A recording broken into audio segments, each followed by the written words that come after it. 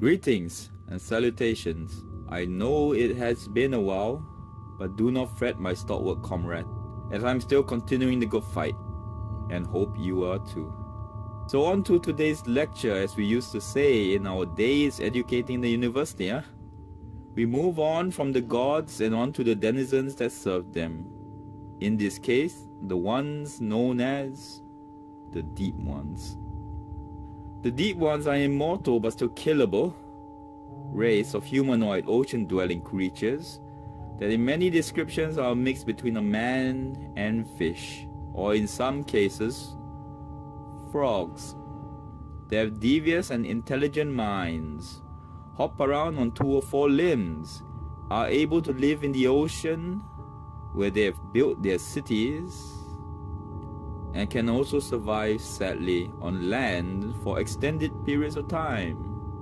They worship a trio of gods which include our previously mentioned great Cthulhu, Father Dagon, and Mother Hydra. Sadly, I have not been able to dig much out on Dagon and Hydra, but to what I know suggests that Dagon is a lesser Great Old One, and Mother Hydra probably more of an ancient and larger Deep One, and a mate of Dagon, a union of blasphemy. Our best description and source on these horrid fishmen comes from the tale of Robert Olmsted, when he visited the town known as Innsmouth. His story shining a light on the unique aspect of their cultish union with human society, as they do not only enter our society from the shadows in the form of cults, such as the esoteric order of Dagon, but on a primal level too, breeding. I know it is a revulsion that is most taxing on the stomach, and mine. Take a drink, and bear with me. This unholy union is said to have come about by the basis of human sin, greed.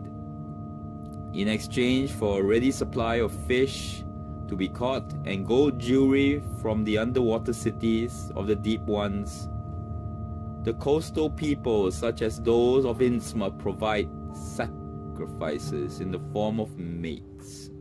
The offspring of these horrible acts being the Deep One hybrids, who are born and look completely normal to even the trained medical eye.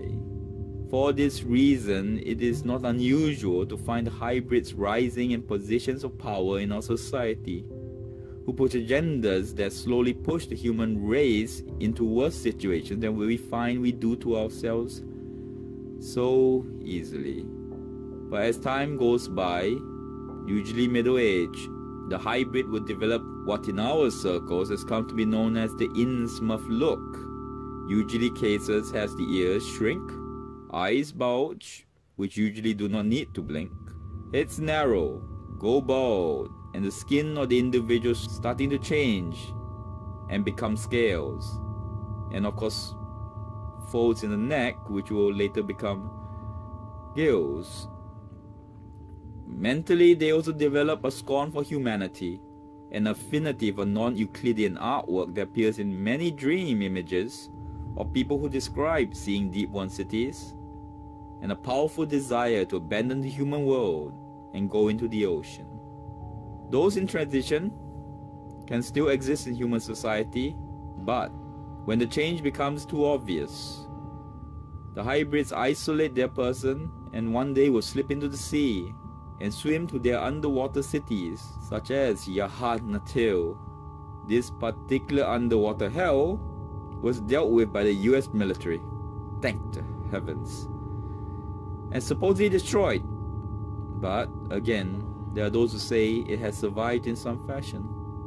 And even if it does not, there are said to be underwater cities all around the globe.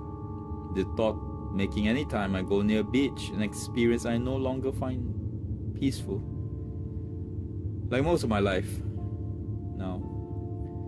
Finally, rumor has it that these Deep Ones are posed by mysterious beings known as the Old Gods, whose magic keep them in check. Are these old gods part of the pantheon of the Great Old Ones, the elder gods, or another whole realm of gods. I don't know. But I tell it to you, as I hope, if you ever have the unfortunate situation of dealing with the deep ones, that this information will be of help to you. Anyway, my transport should be here any moment, so I must be ready to leave. I wish you well, friend, and thank you for your selfless service to humanity. Till next word.